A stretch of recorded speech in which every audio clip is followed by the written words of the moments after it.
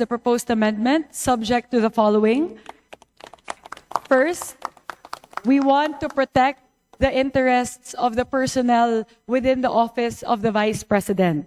So given that the current proposal of the office of the Vice President reflects the salary increases of the said personnel in compliance with the salary standardization law, we will ensure that the personnel services will reflect that for the benefit of the employees of the Office of the Vice President. And second, we will also ensure that the final budget of the Office of the Vice President will be sufficient for the office to be able to perform its mandate. Sisiguraduhin po natin na hindi po maapektuhan ang pagganap ng Office of the Vice President sa tungkulin ng opisina sa kanilang budget para sa taong 2026. Salamat po. Indeed, hindi naman talaga po maapektuhan. Kasi, Majority Leader, what does the House say? I'm sorry. Sorry. Madam Speaker, I move to accept the proposed amendment. There's a motion to approve the proposed amendment. Is there any objection? The chair hears none. The motion is approved. Okay. Madam Speaker, Majority Leader. I move to recognize the Honorable Ungab. The Honorable Sid Ungab is recognized. Madam Speaker, thank you, Mr. Majority Leader. Thank you to the sponsoring chairman. This is an objection at the same time since the chair has ruled an appeal to the decision of the chair. Majority Leader. Not to decrease further the budget of the Office of the Vice President. Sobra na ang laki ng ibinaba ng budget ng opisina ng Office of the Vice President.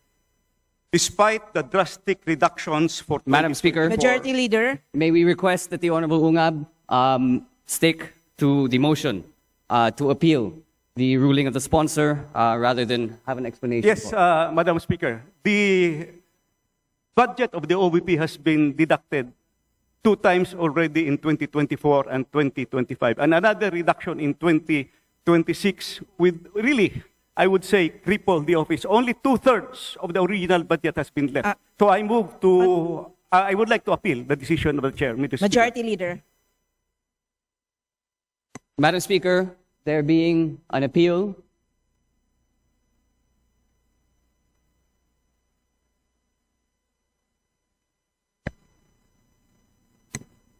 Madam Speaker, there is an appeal to the ruling of the chair to reject the proposed amendment. I now move to divide the House. For of the body, an aye vote sustains the appeal and the nay vote defeats it. The majority kindly solicits a nay vote. All those in favor to the appeal say aye. Aye. All those against say nay. Nay. The nays have it. The appeal is lost. Majority Leader. Is Paolo Marcoleta of Sagip Party List for his individual amendments. The Honorable Paulo Henry Marcoleta from Sagip Party List is recognized for his individual amendment. Madam Speaker, before I begin with my amendment, let me just manifest na lahat po ng aming proposed amendments Please ng proceed minority to your amendment. ay nireject po. Honorable Marcoleta, please proceed to your amendment. At ang Vice President na budget lang po ang inapprove ng plenaryo. What's your amendment, Yun Honorable lang Marcoleta? naman po.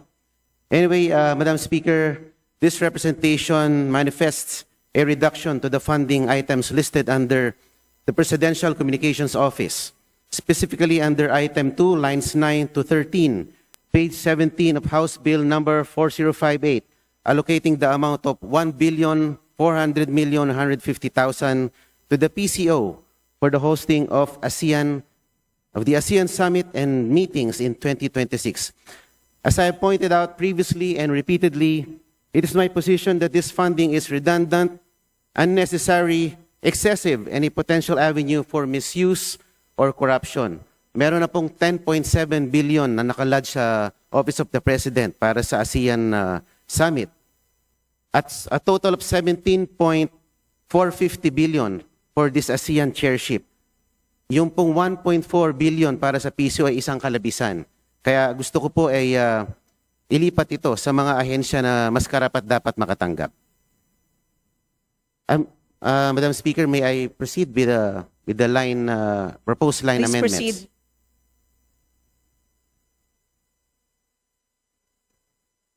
Madam Speaker, I have the following proposed amendments to the General Appropriations Bill. For PCO proper, appropriation for ASEAN Summit and meetings in 2026, line 9, page 17, item 2, Office of the President, delete 553 billion 703 million. I'm sorry, 553,703,000. What's the pleasure for sponsoring chair? Actually, I have several Please lines. proceed then. Shall I recite Honorable them line by Marcoleta, line? please continue. Please complete your amendment, Okay. Honorable Marcoleta. For PCO BCS, appropriation for ASEAN Summit and meetings in 2026, located in line 10, page 17, item 2, delete 17,673,000. For PCO NIB, appropriation for ASEAN Summit and meetings 2026, line 11, page 17, item 2, delete 284,000. For PCO Philippine Information Agency, appropriation for ASEAN Summit and meetings in 2026, line 12, page 17, item 2, delete 20,617,000. For PCO PBS RTVM, appropriation for ASEAN Summit and meetings in 2026, line 13, page 17, item 2, delete 807,873,000, and correspondingly add this corresponding sum of 900 million to DepEd OSEC for build or repair of classrooms, and add 450,150,000 to NIA irrigation systems, and add 50 million to DICT, CICC for intelligence funds. That's all for PCO. What's the pleasure for sponsoring chair? Madam Speaker, before I respond to the amendment, I would just like to manifest a response of the committee with regard to the first statement of the Honorable Marcoleta. All the proposals with regard to amendments that were submitted by the majority, the minority, and the independents were all deliberated on during the committee hearings as well as the plenary deliberations. And a lot of the proposed amendments from the members of the House were incorporated into the second reading version of the General Appropriations Bill. So siguro po, Madam Speaker, I would just like to respond to that na hindi po totoo na dinireject po natin lahat po ng mga panukalang amyenda. Dahil madami po sa mga panukalang amyenda ay nakapaloob na po doon po sa second reading version ng General Appropriations Bill. So I just wanted to manifest that, Madam Speaker, para naman po malinawan po ang lahat na talaga pong collegial po yung ating body, and we are really harnessing on the collective wisdom of the House in crafting the final version of the General Appropriations Bill. And with that, Madam Speaker, I would like to respond to the proposed amendment of the Honorable Marcoleta pertaining to the budget of the PCO. The agencies that he mentioned po nalilipatan, we've already put in a lot, particularly around the basic infrastructure, basic enhancement, the BEF, under DepEd and NIA.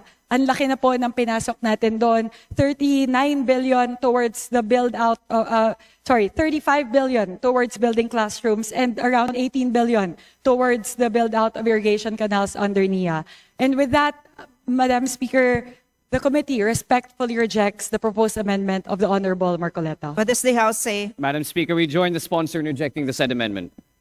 There's a motion to reject the proposed amendment. Is there any objection? Madam Speaker, I would like to register a continuing objection. Majority Leader. Madam Speaker, there's a motion to reject the proposed amendments which were objected to by the Honorable Marcoleta. I now move to divide the House for the information of the body. An aye vote sustains the motion to reject the amendment, and a nay vote defeats it. The majority solicits an aye vote. There's a motion to reject the proposed amendments which were objected to by the Honorable Marcoleta. All those in favor to reject the proposed amendments say aye. Aye. All those against the motion say nay. Nay! The ayes have it. The amendment is lost. The amendments are lost. My second proposed amendment. Yes, please proceed. This is towards the rebalancing within the DILG. The PNP takes 73.2% or 210.1 billion of DILG's total budget, and locally funded projects are concentrated in the PNP, overlooking fire safety and jail capacity improvement. Locally funded projects concentrated in the PNP are mainly equipment purchases, like new vehicle purchases that overlap with past unutilized procurements.